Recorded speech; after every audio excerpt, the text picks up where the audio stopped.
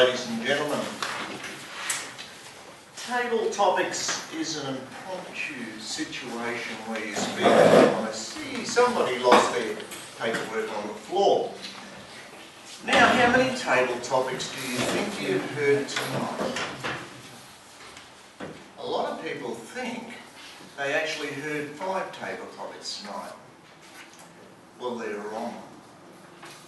What happened tonight was, when we had the break and we were all standing over there, how many table topics do you think were done over there?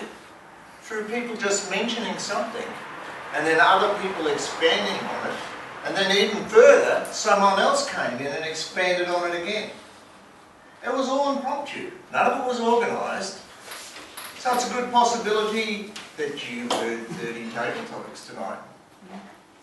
It's just that those table topics weren't here in front of an audience. That's the only difference.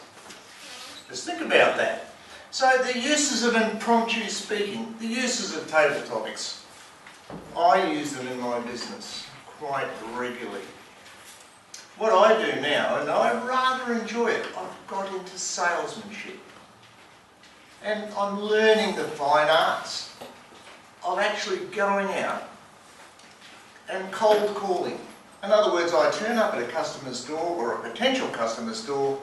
They've never even seen me before. They don't even know what I do. But I turn up at their door, and it's my job to convince them that I will be beneficial for their business. Now, the interesting part about that is some people don't have time, so I come back later. But sometimes when I'm entertaining the person that I first meet, along comes someone else, and then they call them the head mechanic, and next minute I know I have half the staff of the building there, and I'm giving them an impromptu demonstration and talking about how I can benefit their business. But the best part about that is they ask questions on the spot. Sometimes can be pretty tricky questions, and I've got to answer them straight up, without hesitation. Because if I'm sitting there going, I don't know what we, I know what we do about that. But if you start on that line, you've actually lost them. You've lost your customer. So I tell them exactly, straight away, immediately, without thinking. And it works well. Works amazingly, actually. Table topics are mini speeches. Really are. Just, you do a speech, but this is just a compressed little mini version. And you can actually use, now you've got those nice little handouts there in your hand, and I see some of you have turned them over already. So we're going to move it along rather quickly tonight and get into the, what I call the real nitty-gritty of table topics. You want to start looking at your sheets. This is methods, actual methods of putting a table topic together on the spot. Particularly, a lot of you guys have seen this before, I know, but it's just important to go over it again. So the most common method I feel used is past, present and future. So you get a topic, any sort of topic, and you just start describing what happened in the past about this particular topic. Whether we're talking about spanking children. I mean, children used to get spanked a lot years ago, didn't they? Nowadays, we start talking about the present. It's sort of a half-half situation. Half the population believes we should spank them, half don't, sort of thing. And then in the future, what really is going to happen in the future? Well, we could start talking about the ramifications of the law, getting on the side of the child and you becoming a criminal for spanking your own children when they misbehave. Matter of fact, you virtually become a criminal nowadays for trying to discipline a child, particularly over 15 years old. The government will take them away from you immediately. They'll look after them. Just amazing. Number 2, this is more self-explanatory. How, when, where, why. So you get that topic. How was this created? Why was it done? And where is the situation occurring? How, when, where, why is actually a little bit more difficult than you think. when you're standing up here and you haven't got a how, when, where, why in front of you, to get that together requires practice. It's a little bit more difficult than you think. Simple to write it out, but another easy one for you. Cause and effect. So many people just get up and they're just one-sided about their topic. They always put out just their one side, their version of it, how they feel about it. But why not have the cause and effect? So what caused it to happen? And what's the effect of it happening? Who caused it? Who's responsible? Just think about it. And then the effect. And this is where people don't spread it out enough, I feel. If you really want to make a topic, lay it out. Who do you start with first when you're talking about effect? It affects me. It affects my family. It affects my town, my country, or even the world, as far as it goes. And then you can have other things like it affects the environment. It affects the political situation. Many different ways you can go with effects. But if you start along that line, you can spread it out. And it's just a nice, easy way to do a table topic. Number 4 and 5. Let's have a look. For and against. Well, that's just a debate. It's the same thing. People just get up and speak on one side of the topic when they should be speaking for and against. There's always 2 bob each way in any statement that you do, really, isn't there? Not agreed to by everybody, but there is a for and against. Against might be bad. It doesn't have to be goody. Okay? So you have for and against. Question the relevance of the topic.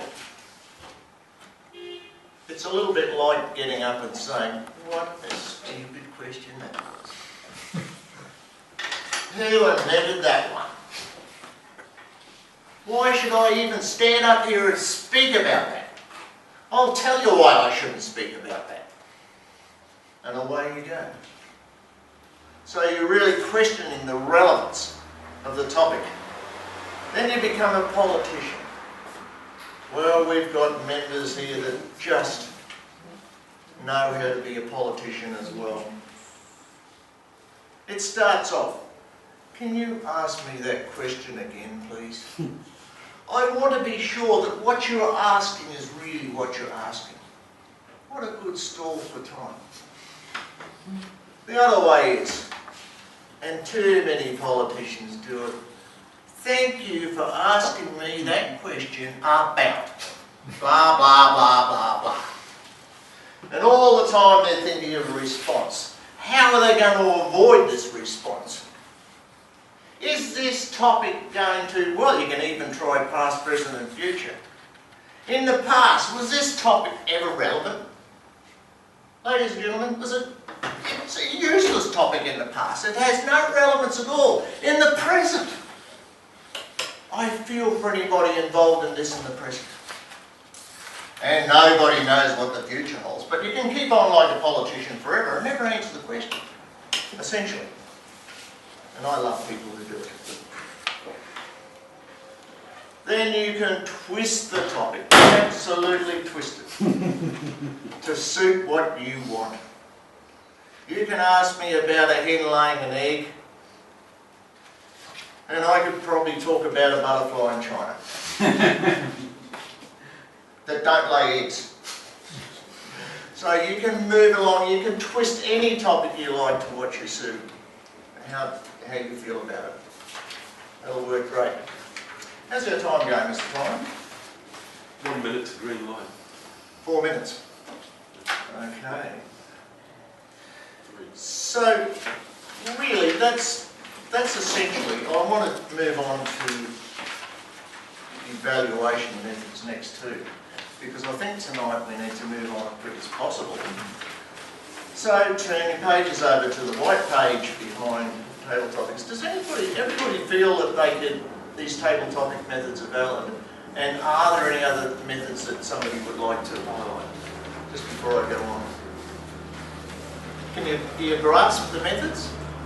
One thing I've just learned from the past table topics evaluation is, because it is a limiting speech, actually have a good intro, body conclusion, and try to open the speech, with impact as well. Always with impact, yes.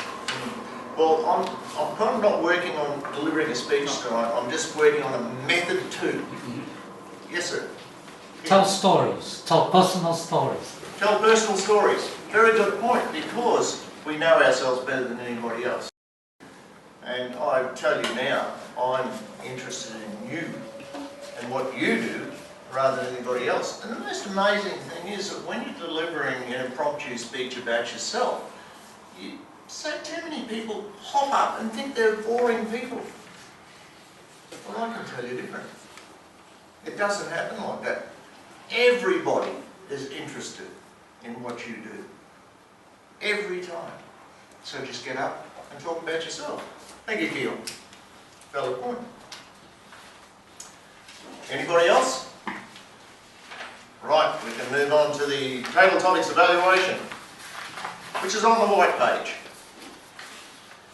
And I kind of like you looking at the notes while we're doing it as well. Look at the notes and look up, because we're using two senses here. We're using our reading sense, which is our sight, and you're listening to me too, so you're using your ears at the same time. And of course, all table topic evaluations praise the speaker, then points for improvement in the middle, and then praise the speaker once again to make him walk away feeling good about the topic. And the points for improvement, after some experience, I actually like any point demonstrated. I realise you've only got 30 seconds, so essentially you've probably got 10 seconds to demonstrate a point.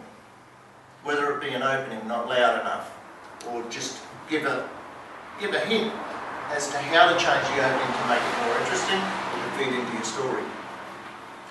Rather than most people get up here and they just repeat the topic.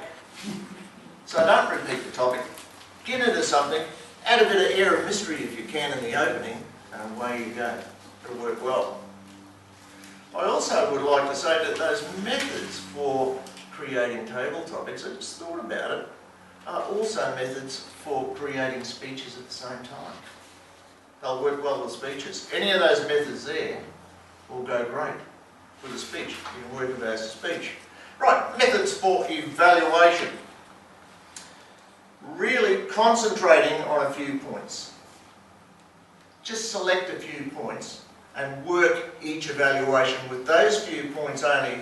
And the plus, the deal is there something really obvious outside those few points, mention that instead of one of the other points. So we go like that. So can you see I've got to move quickly here. The first one is opening, body, conclusion, and just add something else like the logical sequence of the presentation will work. And then you can see the number 2, self-explanatory, body movement, stance, gestures, and eye contact. Number 3, diction, language, voice variation, pause and pace, projection. And number 4, a little bit more difficult, but not hard. Answer the question, get or got attention, I type these out pretty quickly. Keep the interest and humour used, and did they round off the topic at the end of the conclusion? Or you just formulate your own few things, whatever you feel like you're going to highlight in your table topics. And if you just keep to those little parallels as you're evaluating, very quick, you can do it. Because you've got to remember, you've got another speaker coming up. So you've got to have that speaker evaluated, next speaker coming up, and away you go. And I think we're out of time.